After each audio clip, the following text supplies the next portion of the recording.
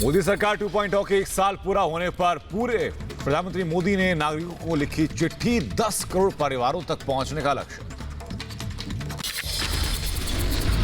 मोदी 2.0 सरकार के एक साल पूरे, सरकार की उपलब्धियों को जन जन तक पहुंचाने का भारतीय जनता पार्टी का कार्यक्रम। पीएम मोदी ने कोरोना जंग में देश की एकजुटता दृढ़ता को किया सलाम, सरकार की भी गिनाई उपलब्धियां। मोदी सरकार का एक साल पूरा होने पर बीजेपी का मेगा प्लान, जेपी नड्डा करेंगे फेसबुक लाइव, 4 बजे फेसबुक लाइव के माध्यम से संबोधन होगा। डिजिटल माध्यम से बीजेपी मनाएगी दूसरे कार्यकाल की पहली सालगिरह, देश भर में वर्चुअल रैली और प्रेस कॉन्फ्रेंस का होगा आयोजन। सरकार के एक साल पूरा होने पर गृहमंत्री अमित शाह का ट्वीट, 6 वर्ष का कार्यकाल गरीब कल्याण और रिफॉर्म के समांतर समन्वय की एक अभूतपूर्व मिसाल है। मोदी सरकार 2.0 का एक साल पूरा होने पर रक्षा मंत्री राजनाथ सिंह का ट्वीट, लिखा, ये हमारे लिए विश्वसनीयता की कसौटी थी जिस पर पीएम मोदी 100% खरे उतरे हैं। वहीं केंद्रीय मंत्री प्रकाश जावड़ेकर ने मोदी सरकार का एक साल पूरा होने पर तारीफ की, कहा, राम मंदिर, 3 तलाक जैसी समस्याओं का समाधान हुआ, कोविड के दौर में आत्मनिर्भर बने। तो पहले प्रधानमंत्री एक कहते थे कि मैं 100 रुपये भेजता हूं तो 15 ही रुपये पहुंचते, अब मोदी जी 100 रुपये भेजते तो 100 के 100 रुपये पहुंचते। ये बहुत बड़े बदलाव। खेल मंत्री किरण रिजिजू ने पीएम के एक साल के कार्यकाल की तारीफ करते हुए कहा कि खेलो इंडिया और फिट इंडिया अभियान से फैलाई जागरूकता। और एक खेल महाशक्ति बनाने के लिए जो हम तैयारी कर रहे हैं उसका असर भी दिखने लगा है और आने वाला कुछ सालों के अंदर हम खेल के दुनिया में एक महाशक्ति के रूप में उभर के आएंगे। गृह मंत्री अमित शाह को दिल्ली दंगा पर सौंपी गई रिपोर्ट, एनजीओ के 6 सदस्यीय टीम के मुताबिक दिल्ली दंगा के पीछे पीएफआई, पिंजड़ा तोड़ संगठन और जामिया कोऑर्डिनेशन कमेटी की साजिश। दिल्ली दंगे को लेकर बड़ा खुलासा, दंगे के लिए दिल्ली के बाहर से बुलाए गए 5000 दंगई, 2 महीने तक की ये साजिश, पीएफआई ने की थी दंगे की फंडिंग। जम्मू कश्मीर की कुलगाम में सुरक्षा बलों के हाथ लगी बड़ी कामयाबी, एनकाउंटर में 2 आतंकी ढेर, दोनों आतंकियों के शव बरामद। लॉकडाउन 4.0 के खत्म होने में महज एक दिन बाकी, कैबिनेट सचिव राजीव गौबा ने 30 मई तक राज्यों से सुझाव देने के लिए कहा, राज्यों को और ज्यादा अधिकार देने के मूड में मोदी सरकार। सुपर पावर अमेरिका ने डब्ल्यूएचओ से हटने का फैसला किया, अमेरिका के राष्ट्रपति डोनाल्ड ट्रंप ने ऐलान किया, कहा डब्ल्यूएचओ चीन के कब्जे में। अमेरिका के राष्ट्रपति डोनाल्ड ट्रंप ने कोरोना को बताया वुहान वायरस, कहा चीन ने वुहान वायरस को छिपाकर कोरोना को पूरी दुनिया में फैलने दिया।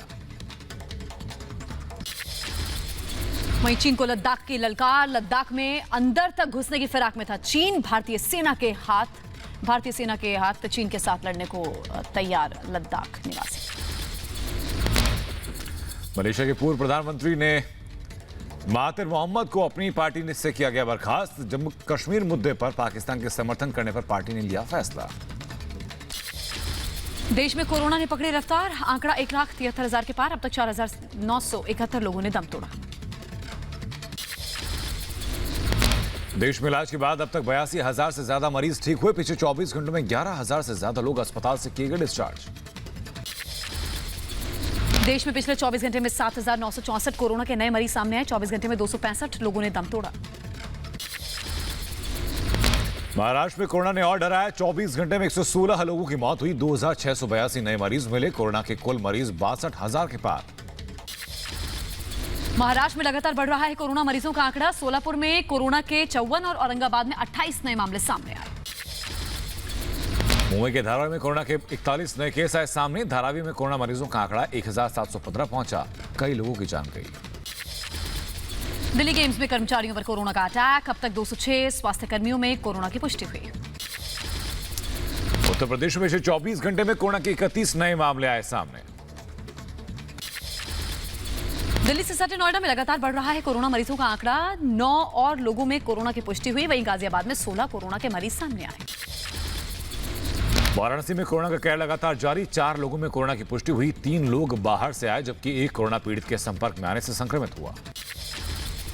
यूपी के अंबेडकर नगर में मिले कोरोना के 5 नए केस, जिले में अब तक कुल 59 कोरोना संक्रमित, अब तक कोरोना से 3 की मौत।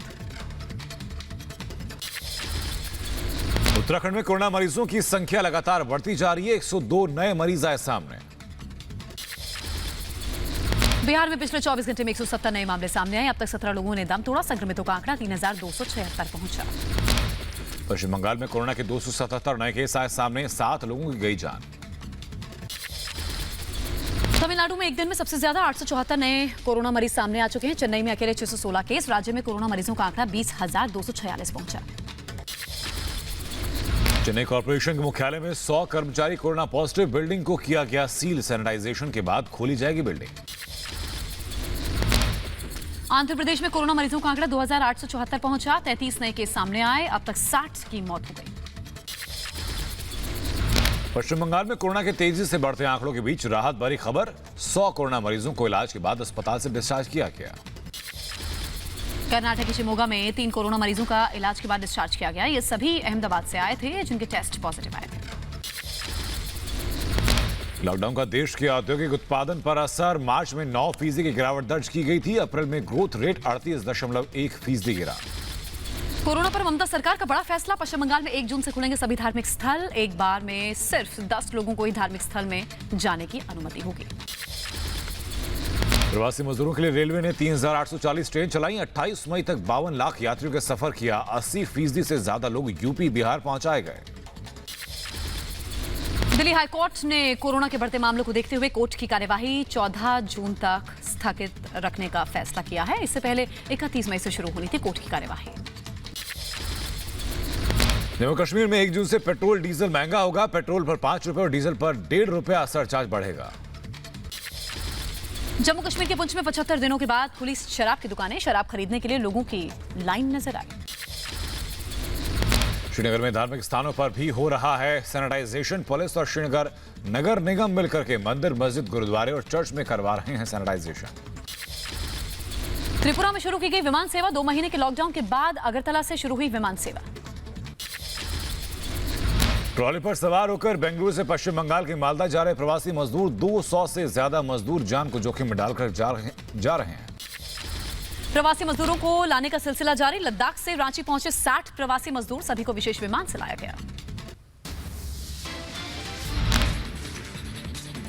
दिल्ली हरियाणा बॉर्डर पर फिर सील होने से बड़ी मुश्किलें। जरूरी सेवा से जुड़े लोगों को ही छूट मिली। दिल्ली की वजह से केस बढ़ने का दिया गया हवाला। दिल्ली की ओखला मंडी में सब्जी फल खरीदने वालों की भीड़ नजर आई। सामाजिक दूरी की धज्जियां उड़ाई गई। देहरादून में औद्योगिक इकाइयों में नहीं बढ़ पा रहा उत्पादन। मांग में कमी और लॉकडाउन के चलते मजदूरों की कमी के चलते नहीं हो रहा है ज्यादा उत्पादन। पश्चिम बंगाल के आसनसोल में लॉकडाउन के चलते ऑटो ड्राइवर परेशान हैं। लॉकडाउन के चलते नहीं मिल रही सवारियां। एक ही सवारी वाले नियम के चलते नुकसान हो रहा है। कर्नाटक के शिमोगा में किसानों को राहत नहीं। फसलों की कटाई तो हुई शुरू, लेकिन फसलों के नहीं मिल रहे हैं सही दाम।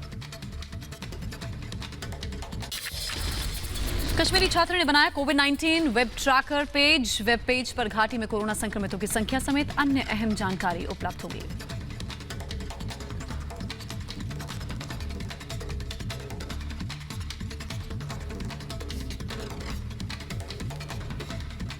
तो छात्र ने कमाल कर दिखाया है और जानकारी कोविड से जुड़ी मिल पाएगी उस वेब ट्रैकर के जरिए। केरल के अलपुझा में